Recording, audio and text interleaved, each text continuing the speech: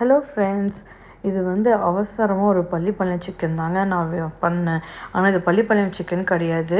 கொஞ்சம் காரம் கம்மியாக, மசால் கம்மியாக, அந்த டேஸ்ட்டுக்கு உங்களுக்கு தேங்காய் பீஸ் போட்டு சாப்பிட்றதுக்கு பிடிக்கிற மாதிரி இருந்துச்சுன்னா பண்ணலாம்.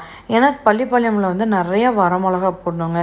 எங்களுக்கு ஸ்பைசினஸ் வந்து கொஞ்சம் அவ்வளோவா சாப்பிட முடியாதுங்கிறதுனால நான் அதே ஸ்டைலில் கொஞ்சம் கம்மியாக போட்டு நான் பண்ணினேன்.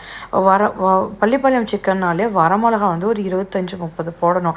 நான் வந்து ஒரு 5-6 தான் போட்டிருப்பேன். அதுக்கப்புறம் தேங்காய் பீஸ் வந்து ஃப்ரெஷ்ஷாக கட் பண்ணி வச்சுருந்தது. அப்புறம் சின்ன வெங்காயம் கண்டிப்பாக ஒரு 20-25 இருக்குங்க. நல்லா வாஷ் பண்ணிவிட்டு கட் பண்ணி வச்சாச்சு. அது அப்படியே எண்ணெயிலேயே போட்டு நல்லா வணங்க விட்டாச்சுங்க. நல்லா வணங்கணும். இந்த கடாய் வந்து பார்த்திங்கன்னா இந்த மாதிரி கடையில், இண்டாலியம் இரும்பு கடையில் பண்ணோன்னா இந்த வறுக்கிறது வந்து கொஞ்சம் நல்லாயிருக்கும். சின்ன வெங்காயம் வந்து நல்லா ஃப்ரை ஆகணுங்கிறதுக்காக கல் உப்பு போட்டாச்சு. அதுக்கப்புறம் சிக்கன், இந்த சிக்கனே வந்து கொஞ்சம் பெரிய பீஸாக இருக்குது. அதுலேயே நம்ம சின்ன பீஸாக கட் பண்ணி போட்டிருந்தோன்னா இன்னும் ஃபஸ்ட்டாக இதாக இருக்கும். நான் வந்து அது கூட கொஞ்சம் கொத்தமல்லி தழை போட்டுட்டு கொத்தமல்லி தூள் போட்டுட்டு கொஞ்சம் தண்ணி ஊற்றிட்டு அப்படியே வந்து மூடி வச்சாச்சுங்க. அந்த மூடி வச்சதுலேயே வெந்து கலர் வந்து ரொம்ப நல்லா மாறிடுச்சு.